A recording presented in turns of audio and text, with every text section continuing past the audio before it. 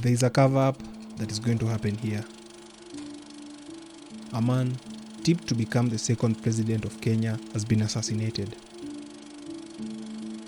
July 5th, 1969, a date imprinted in the records of Kenyan history, the day Mboya, a prominent political figure, fell to an assassin's bullet. The official account, Nahashon Njenga Njoroge, a man convicted and swiftly hanged for this high-profile murder.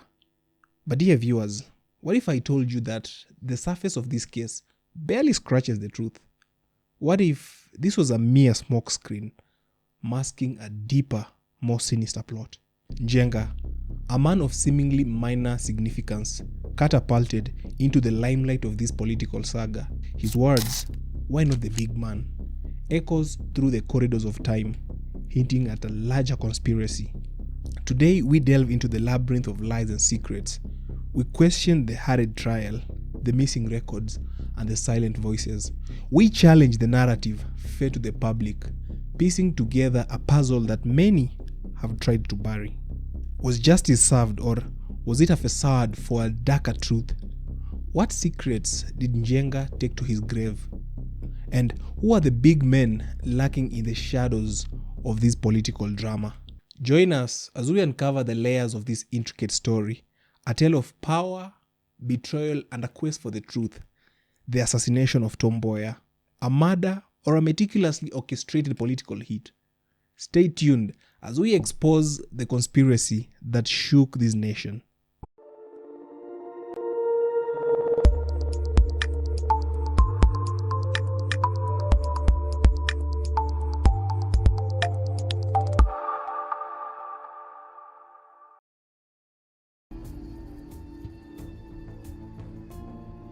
Let us begin with where the world stopped for Kenya, the official story. Kenya government, I urge all our countrymen to reflect calmly on all that has occurred. The man at the heart of this mystery is Nahashon Njenga Njoroge, convicted and hanged for the assassination of Mboya. His story is the one that the government presented as the ultimate truth. Njenga was found with the weapon of fate, a Smith & Wesson .38 revolver. According to the ballistic reports, this was the very gun that ended Mboya's life. Further sealing his fate, Njenga confessed his deep-seated hatred for Mboya and even revealed his deadly plans to a nurse who would later testify against him. But here is where things start to get murky. Why would Njenga reveal such a sensitive and dangerous plan? Was this a slip of a tongue or a calculated move? And then the question that shook the foundation of the official narrative. Why did you pick me? Why not the big man? Arrested just steps away from where Mboya was assassinated, Njenga's words echoed the doubts many Kenyans harbored. Was he merely a piece of a much bigger and more sinister plot? Who is the big man that Njenga was referring to? What level of power must one hold to orchestrate the assassination of a national leader, a man poised to become the second president of Kenya? This is where our journey into the shadow begins. A tale of a conviction, a confession, and a single haunting question that challenges everything that we know. Let's delve into the enigma of Nahashon Njoroge. To the public eye, he was a shadowy figure, but his connections tell a different story. Njoroge was not just any member of the ruling party KANU. He was a part of the KANU Youth Wingers, a group often whispered to be involved in the darker side of politics. In a twist of fate, several youth wingers, including Njoroge, were handpicked for military training in Bulgaria. And who was at the center of this arrangement? Mboya himself, along with other party leaders. After 4 years abroad, Njoroge returned to Nairobi. By day, a second-hand dealer. By night, a rumored henchman for KANU. Authorities painted him as a lone wolf, driven by personal vendetta, claiming his motive was simply Mboya is a bad man. But could this be the whole truth? Was Njoroge the mastermind of this grave act, or a mere pawn in a game played by those with higher stakes? Who really pulled the strings in this deadly plot?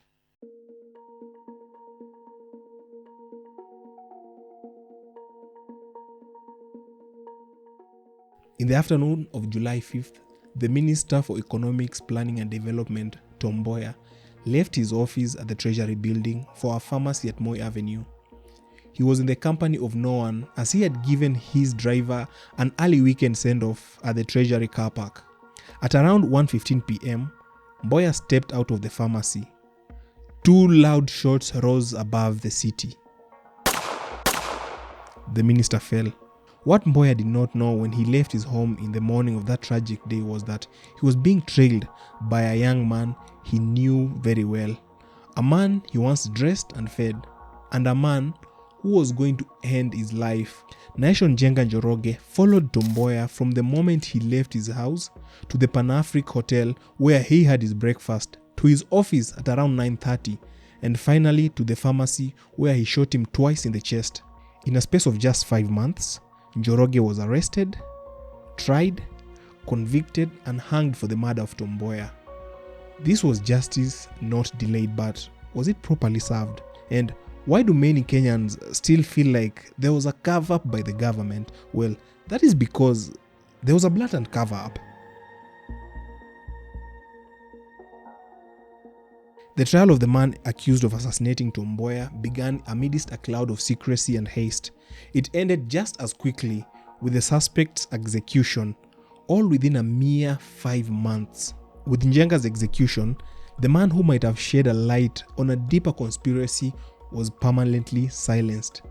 Case closed, declared those who did it. But was it really?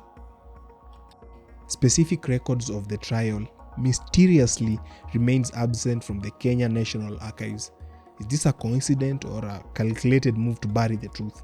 The trial, which should have been a matter of public record, was shrouded in secrecy. No local or international press was allowed access. Why the secrecy for a case of such national significance? Adding to the intrigue, the lawyer representing Njenga, Samuel Warohio, was a legal novice, inexperienced in criminal law and unprepared for the political pressures of such a high-stake case. Warohio, facing the colossal task of defending Njenga, was handicapped by limited knowledge and lack of preparation. His defense was formulated on the fly, against the evidence and statement that he was hearing for the very first time in court. Revelations emerged that Warohio received explicit instructions from a senior government official on how to conduct the defense, suggesting manipulation at its highest level. The judge, Justice Albert Simpson, echoed this directive, insisting on treating the case as a routine, regardless of the victim's high-profile status. These irregularities beg the question: was the trial ever about justice for Mboya, or was it a choreographed act to conceal a much larger conspiracy and eliminate the only man who knew too much? If the biases in the trial of Mboya's murder weren't startling enough, the stories of the key witnesses add another layer of mystery. The preliminary hearing, beginning on August 11th under Magistrate S.K. Sakdeva, spanned 7 days. In this time, 65 witnesses came forward and 277 pages of evidence were meticulously recorded. However, in a bewildering twist, the 277 pages of evidence mysteriously disappeared, never to be found again. Is this a simple mishap or a deliberate act to conceal the truth? Among the witnesses was Mary Njeri Munyiri. This was the nurse who claimed that Njoroge confessed his plans to assassinate Mboya. Her testimony, however, was riddled with inconsistencies. Then there is James Nginyo Ngugi, plucked from his Githunguri home. No clear evidence placed him at the crime scene. How was he identified? How was he tracked without modern technology? The testimony of Gisela Elion Hackbath, a teacher at Kenya High, is even more perplexing. She described Njoroge's action in detail, remaining unusually composed amid the chaos. Unbeknownst to many, she was a police reservist. These discrepancies beg a crucial question. How did a case built on circumstantial evidence and questionable witness accounts even proceed to trial? Or was Njenga's fate already sealed? As Njenga faced the grim reality of the gallows, his demeanor changed, hinting at an untold secret to his lawyer, Samuel Warohio. But the appeal was futile. Was this trial a facade? a meticulously crafted play to silence a man who knew too much. It seems that in the pursuit for justice for Mboya, the truth may have been the greatest casualty.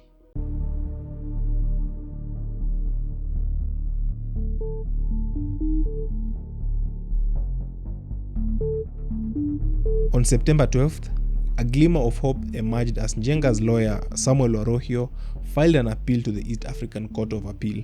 Warohio argued that a critical point had been overlooked. He suggested that the contradictions in Njenga's statement about the gun could indicate that he was covering up for someone very influential. Warohio bravely posited, "I may suggest that the accused may have been an accessory to the offense, a statement that, under normal circumstances, might have turned the case on its head." However, the Court of Appeal operated differently.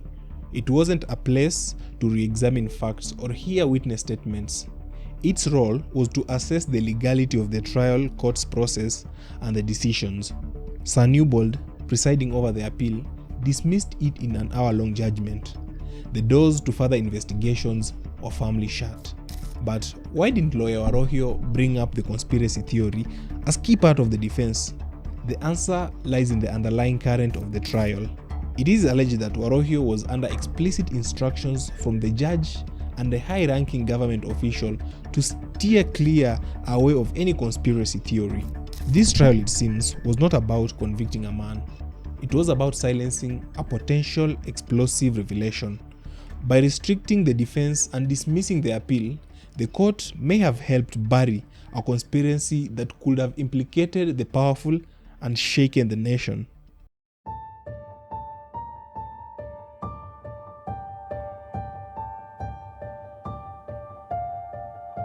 The final act of this dark drama unfolded in the dead of night. On November 8th, Nahashon Njenga Njoroge, the man at the center of this enigma, faced his final moments. In an unprecedented move, Njenga was roused from his sleep and marched to the gallows. This shock was so profound that he broke down in tears. Executions never occur on weekends, but for Njenga, the rule was different. Compounding the oddity, the Catholic priest, a constant presence for the last rites, was conspicuously absent. The prison medic arrived only after a tip-off from the hangman. These irregularities beg the question, what was the government trying to hide? Why rush to silence Njenga unless his execution was key to burying a larger conspiracy? Whispers of conspiracy echo the name Charles Njonjo, the former Attorney General. Former British High Commissioner Sir Eric Norris believed that Njonjo had a significant role in Mboya's murder. Norris' claim carries weight considering he had access to insider information.